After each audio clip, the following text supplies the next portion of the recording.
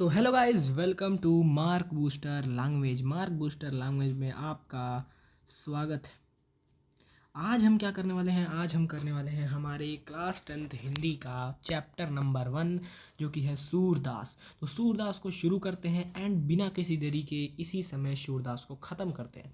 सबसे पहली चीज़, ये जो चीज़ आप लोग देख रहे हैं, सूरदास की जीवन के बारे में सारी चीज़ें दी गई हैं। या आप लोग नहीं भी पढ़ेंगे तो आपका काम चल जाएगा, क्योंकि एग्जामिनेशन पॉइंट ऑफ व्यू से इंपॉर्टेंट नहीं है, नहीं आता है। नेक्स्ट चीज़ हम लोग देखते हैं सूरदास के पद जो उन्होंने लिखे हैं। जो मेन पद हैं वो हम लोग अब देखते हैं, उस पर व्यू करते हैं एंड एक एक पद को बढ़िया से समझेंगे। सबसे पहला जो पद है ये सूरदास ने लिखा है। एक्चुअली मैं बता दूँ इस चैप्टर में होने क्या वाला है। तो इस चैप्टर में क्या होगा कि जो अपनी गोपियाँ हैं, तो गोपियों को श्री कृष्ण ने क्या भेजा है? श्री कृष्ण ने योग का संदेश भेजा है। योग का मतलब कि उनसे मतलब योग का कि मैं तुम्हें पसंद नहीं, ऐसा संदेश, ठीक है। और गोपियाँ उन्हें बहुत पसंद करती थी।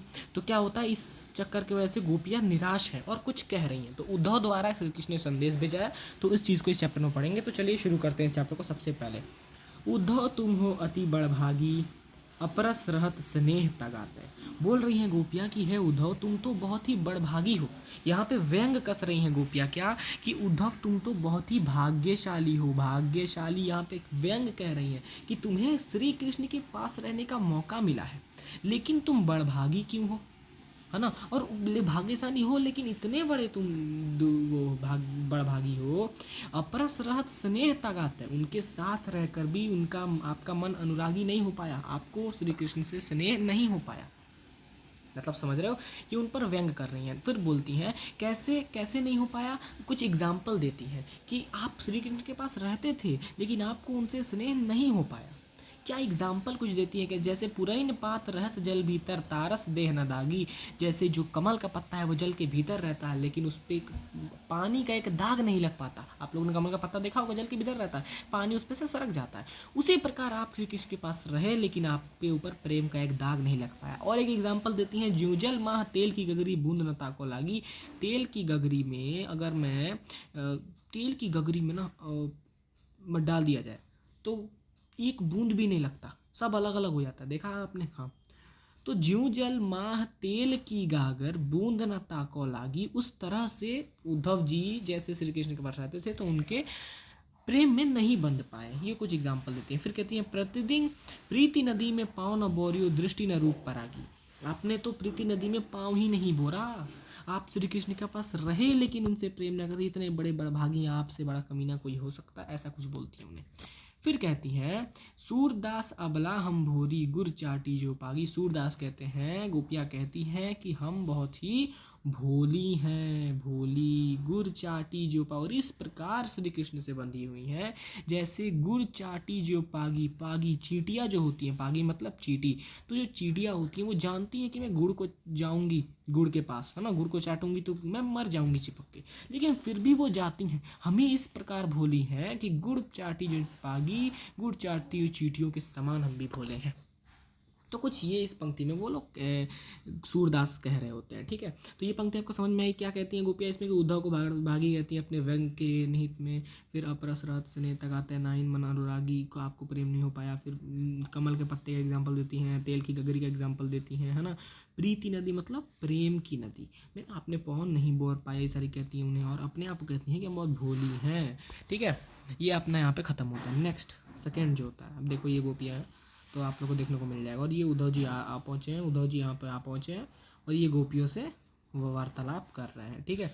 नेक्स्ट चीज़ देखिए, नेक्स्ट चीज़ क्या है? सेकेंड जो है, मन की माज रही कहिए जाई कौन पे उद्धव। मतलब हमारी मन की बात तो मन में ही रह गई।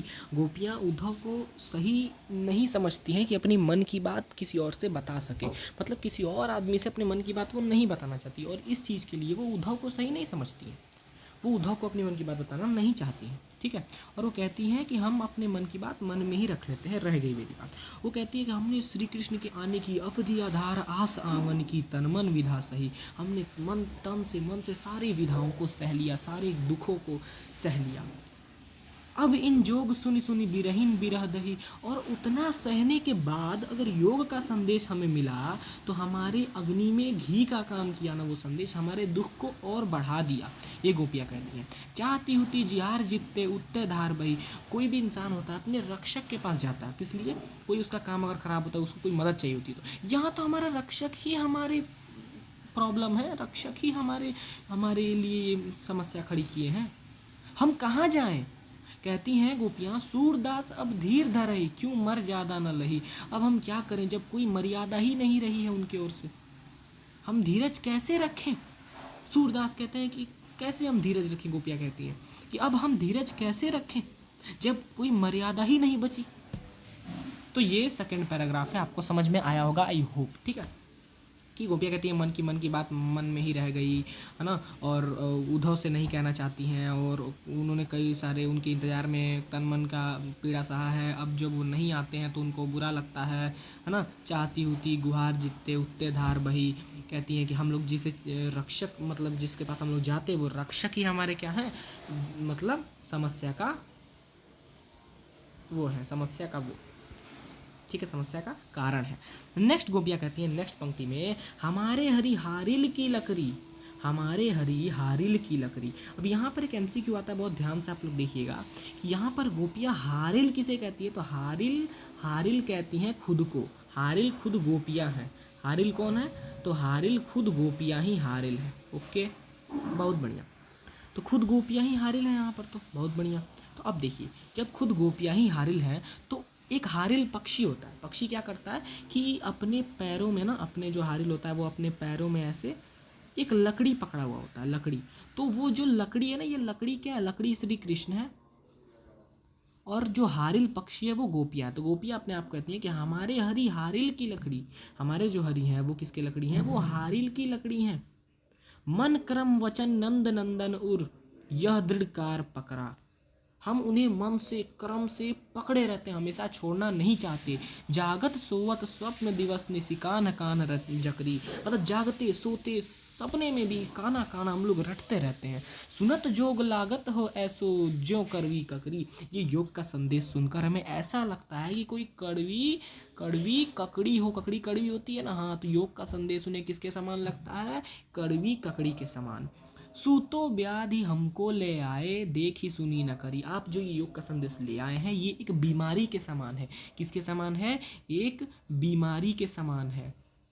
कौन सी बीमारी, ऐसी बीमारी जो ना कभी देखी हो ना कभी सुनी हो। ठीक है, हाँ। नेक्स्ट गोपियाँ क्या कहती हैं, यह तो सुर तन ही ले सौंपो जिनका मन चक्री। मतलब ये जो बीमारी है, ये जो योग का संदेश है, ये उनको दो जाकर उद्धव जी जिनका मन चक्री के समान घूमता रहता है। हमारा मन तो श्री कृष्ण पर ही स्थिर हो गया है। ये कहती है थर्ड स्टैंजा में। ठीक है, आप लोग को ये भी समझ में आ गया होगा थर्ड स्टैंजा। नेक्स्ट स्टैंजा के हम लोग आगे बढ़ते हैं, जो कि है हरि है राजनीति पढ़ी आए। गोपियाँ आप कहती हैं कि हरि अब राजनीति पढ़ाए हैं। क्या हरि कौन है, श्री कृष्ण। क्या श्री कृष्ण अब राजनीति पढ़ाए हैं।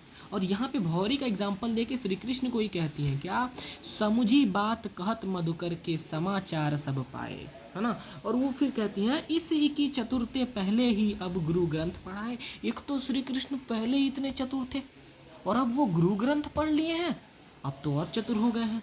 बड़ी बुद्धि जानी ना उनकी योग संदेश पढ़ाए। उनकी बुद्धि बढ़ गई है। उनकी बढ़ती बुद्धि की वजह से अपने सोच समझ के उन्होंने हमें योग का संदेश भेज दिया। ऐसे गोपियाँ कहती है, दुख जताती है। उद्धव भले लोग आगे के उतहित डोलत धाय। उद्धव कहती है तुम बहुत भले आदमी हो, तुम अच्छे आदमी हो। और उद्धव से कहती हैं, अब अपने मन फेरत इन्हीं चलत जूते चुराए।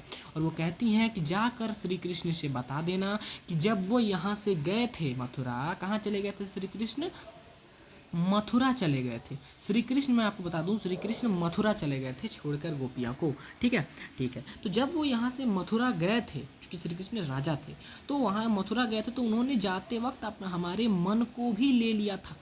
हमारे मन को चुरा कर लेके चले गए थे। बस उन्हें जाकर उद्धव ये कह देना कि हमें हमारा मन वापस चाहिए। उन्होंने योग का संदेश भेजा है हमें हमारा मन वापस चाहिए। ठीक है, फिर वो कहती हैं, फिर वो कहती हैं कि ते क्यों अनीति करे आपुन जो अनीति छुड़ाए, राज धर्म तो यो सुर जो प्रजा न जान सताए। राजा का ये धर्म होता है कि जो प्रजा को सुरक्षित रखे, प्रजा को सताए नहीं, उनके हित में काम करे। यहाँ पे श्री कृष्ण तो अनीति पे उतर आए हैं, ये तो हमारे हित में नहीं काम कर रहे। ऐसे कौन से राजा है ये, ऐसे गोपियाँ कहती हैं। और यहाँ पर हमारा ये चैप्टर खत्म होता है। इसके कुछ क्वेश्चन आंसर्स हैं, 12 हैं, आप सब ट्राई करना, सारे आपसे बनेंगे, लिख के ले लो। चाहे गोपियाँ उद्धव द्वारा भाग्यवान कहने के पीछे क्या व्यंग है, व्यंग क्या करती हैं कि तुम रहे लेकिन प्रेम में ना बंध पाए, कुछ एग्जाम्पल लिख देना, ये सारा कुछ। हाँ, नेक्स्ट है उद्धव के व्यवहार की तुलना किस किस से की गई है, बता दो तुरंत। गगरी से की गई है, तेल की गगरी से, कमल के पत्ते से, है ना, ये सारी सब कुछ से की गई है उद्धव के व्यवहार की आपकी तुलना। ओके, नेक्स्ट जो हमारा क्वेश्चन है वो तुम देखो, गोपियों ने किन किन उदाहरणों के माध्यम से उद्धव को उलाने दिए हैं, वो भी तुम कह सकती हो उद्धव को उलाने दिए हैं किन किन उदाहरणों के माध्यम से, तो वो सारे आप लिख सकते हो, वही चीज़ है। ठीक है, मर्यादा नली के माध्यम से कौन सी मर्यादा न रहने की बात कर रही हैं, तो जब वो उन्होंने इंतजार किया इतना, उनको दुख सहना पड़ा, फिर भी योग का संदेश आ गया, श्री कृष्ण के क्या करते हैं, उनके बारे में कुछ सोच ही नहीं रहे। ठीक है, तो वो कोई मर्यादा ही नहीं बची ना, अब धीरज हम कैसे रखें, तो ये सारी आपको लिख के आनी है। तो इस तरह से आप ये 12 कंप्लीट कर लेना, आपका ये HW हो जाने वाला है। आज की DPP में मैं यही देने वाला हूँ, आज की DPP में कुछ अलग नहीं मिलने वाला, आज की DPP में यही मिलने वाला है। मैं हिंदी इंग्लिश है यार, DPP में क्या अलग लोगे, पहले NCERT तो करो। तो आज की DPP में यही दूंगा, ठीक है, तो ये आप लोग को मिल जाएगी, अगर चाहो तो स्क्रीनशॉट ले लो, या फिर DPP में आपको यही मिल जाएगी, आप लोग कर लेना। यहाँ तक सारा चैप्टर समझ में आया कि नहीं आया, मुझे जल्दी से आप लोग बता दीजिए कमेंट सेक्शन में। और ये हमारा फर्स्ट चैप्टर इस वीक का, हिंदी का पहला चैप्टर और आखिरी चैप्टर इस वीक का कंप्लीट होता है।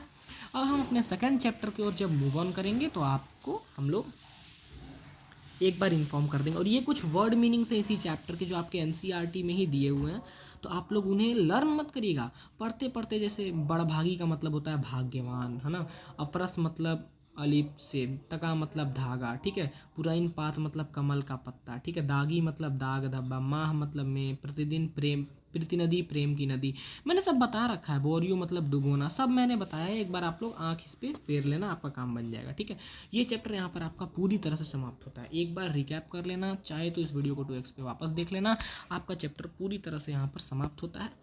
एंड हमने मिलकर इस चैप्टर को ख़त्म कर दिया, सूरदास का ये प्यारा सा चैप्टर जो उन्होंने लिखा था। अब नेक्स्ट जो हम चैप्टर पढ़ने वाले हैं वो चैप्टर है क्या, वो चैप्टर है आपका स्वयं प्रकाश द्वारा लिखित, है ना, स्वयं प्रकाश द्वारा लिखित नेताजी का चश्मा। कौन सा चैप्टर है, नेताजी का चश्मा।